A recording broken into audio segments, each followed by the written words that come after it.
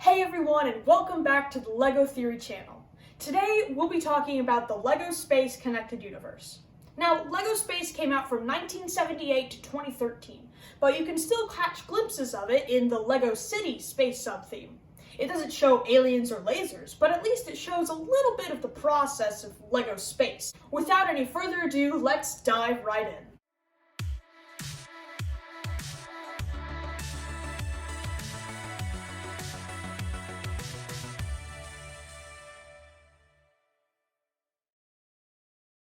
When LEGO Space first emerged in 1978, it only had one sub-theme, Classic. This was the age of brightly colored astronauts and wacky vehicles. This went on for 10 whole years. Then, LEGO began to release more complex factions, such as Blacktron, the main villain theme mentioned in the Minifigures episode, and Futron, the good civilians trying to make their way through the rough universe. These two factions paved the way for everything else that was to come. It featured distinct color palettes that began to define LEGO Space. When Blacktron and Futron were on its last year as a theme, LEGO released Space Police. Space Police was a hero faction which defended Futron from the evil Blacktron. This set a template in which most future space sub-themes fell into. The good guys, like Space Police, the bad guys, like Blacktron, and the civilians, like Futron. After this, Futron was replaced by a new magnet-based sub-theme, M-Tron. M-Tron was an attempt by LEGO to increase the playability of LEGO sets by utilizing magnets. It worked and went on till 1993.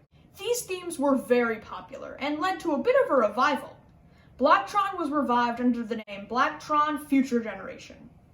Space Police was renamed, Space Police 2. I don't have much to say about these two because it was pretty much just a makeover. M-Tron was kind of revived as Ice Planet 2002. The reason I say kind of revived is because it took place on a different planet and focused mainly on research, but it still counts as a civilian faction. Taking place on the planet Christo 2002, Ice Planet 2002 featured a stunning blue and orange color scheme. Then, taking over Space Police 2's spot is Unitron, which was based around military concepts. Taking over for Blacktron Future Generation was Spyrius, which, like the name implies, was a group of spies seeking to steal information. Now, all of these factions coexisted with each other, since LEGO had been releasing them all at the same time. The idea was that you can collect the different factions and choose who takes control over all of space. But the classic space sub-theme that came first still has no explanation of how it fits into the story. So let's continue on then. 4 new themes came out after this that still left me confused. Explorians, UFO, Roboforce, and Insectoids. Explorians took over Ice Planet 2002 as the civilian faction. UFO focused around aliens and droids and spaceships. It didn't really fit the good-bad civilian idea from earlier. Taking over the good guy position from Unitron, Roboforce came in and used robots to get their job done. Lastly, Insectoids was released. Insectoids was different. It was a theme centered around a race of aliens who escaped their corrupt leader and fled into the planet Holox. Tunneling into the ground, they found an evil race of bugs that they then fought. There are little to no connections here, so for now they don't really fit into the theory. Moving on to the late 90s to early 2000s, we have Rock Raiders and Life on Mars. Rock Raiders was about a group of astronauts trying to map out the whole galaxy. On their way, they were hit by asteroids and had to find power and resources on a strange new world, Planet U. Life on Mars was vastly different than anything we'd ever seen before.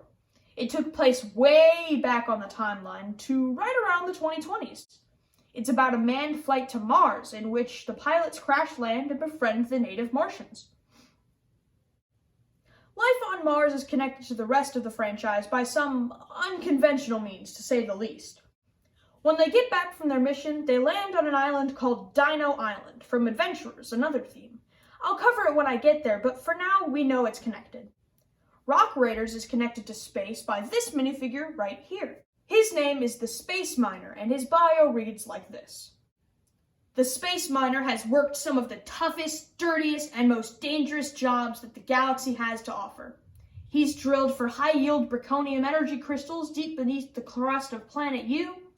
He's plumbed the frozen caverns of Christo 2002 to find the source of a swarm of ice meteorites that were pelting the Earth's polar regions. This paragraph not only shows he's connected to Planet U and Rock Raiders, but also Christo 2002 and Ice Planet 2002. That's all for this episode. In the next episode, we'll cover the rest of LEGO Space and connect it back to LEGO Castle. Thanks so much for watching these videos. And please consider leaving a like and subscribing. It helps my channel to grow and produce more videos. I also want to give a huge shout out to Runamuck and Taloncard on Eurobricks. They provided information and translations for audio dramas, timelines, and other stuff that I frequently use in my videos. Anyway, thank you all for watching, play well, and tell great stories.